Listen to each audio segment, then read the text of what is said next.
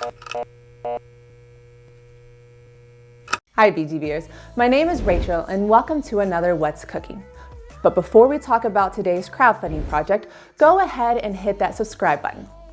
Go ahead, I'll wait. That's it down there. Got it? Great. In all seriousness, if you are a new subscriber or have been with us from the beginning, thank you.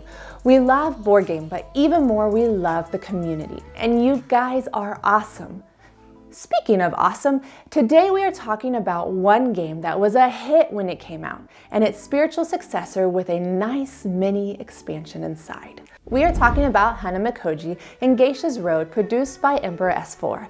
Both of these tight two-player games rely on action selection and tug-of-war. In Hanamikoji, players find themselves on the most famous geisha street in the world. Geishas are masters in the arts like dancing and music. Two players compete to win the favor of 7 different illustrious geishas by collecting their preferred performance item. The game begins with all the geishas in a row with their favorite tokens on them. As you can see, each geisha has different point values. To win the game, you either need to have 11 charm points at the end of the round or have curried a favor of 4 geishas. A round consists of 4 phases. First, deal 6 cards to each player. Then, in the action phase, starting with the first player, players alternate drawing 1 card and taking one of the 4 available actions. Secret. Choose a card from your hand and lay it face down in secret. This card will be revealed in the end of the round and played on your side next to the corresponding geisha. Discard. Discard 2 cards face down. Gift. Select 3 cards and lay them face up on the table. Your opponent selects the one and then places it next to their side, matching the geisha. You take the other 2 and play them on your side. Or competition. Select 4 cards and group them in sets of 2. Your opponent selects one set and plays them, and you take what's left and play them.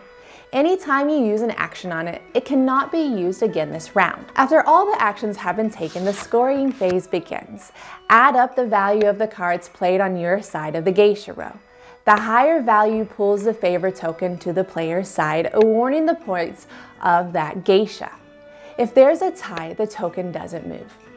If one player had received the favor of 4 geishas and their opponent gains 11 charm points at the end of the round, the player with the most charm points is the winner.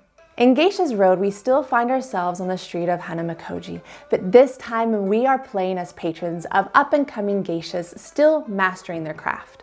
Players will be sending these geishas to local tea houses to perform their arts for greater recognition. Let me be clear, this is not an expansion, but a second standalone game. In the center of the table, there are 5 tea houses matching the color of the 5 geishas. When a card is played on a player's side, the geisha of the matching color moves however many steps listed on that card. If after playing a card, the geisha lands on the tea house matching her color, you draw the top card from the light lantern deck and place it next to the tea house.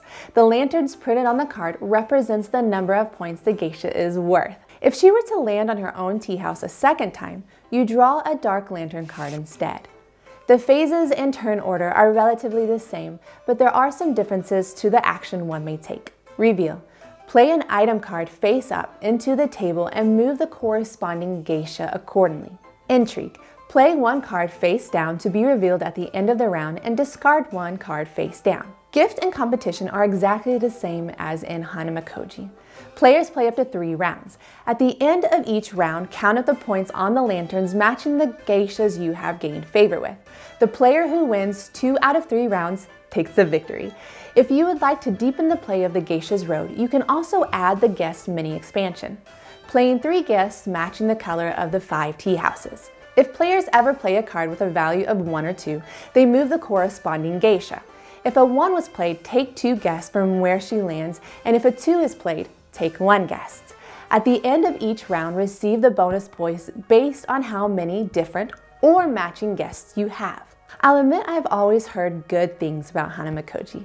Ark and I play a lot of 2-player games together, and I'm very glad we own both of these titles.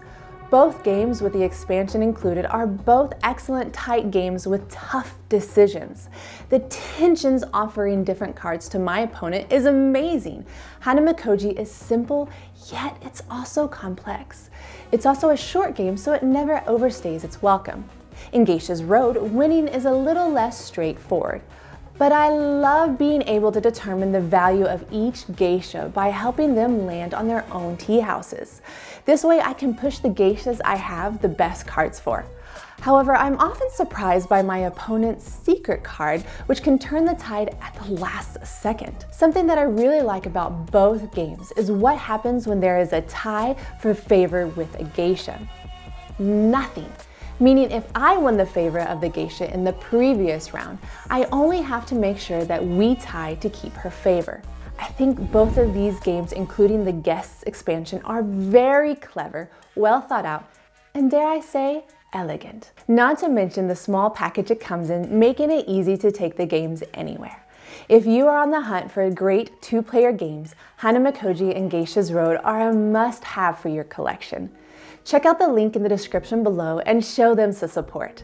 If you found this video helpful in any way, subscribe and hit that like button. A lot of love and energy goes into making these awesome videos so that you stay hungry for more board games. Cheers!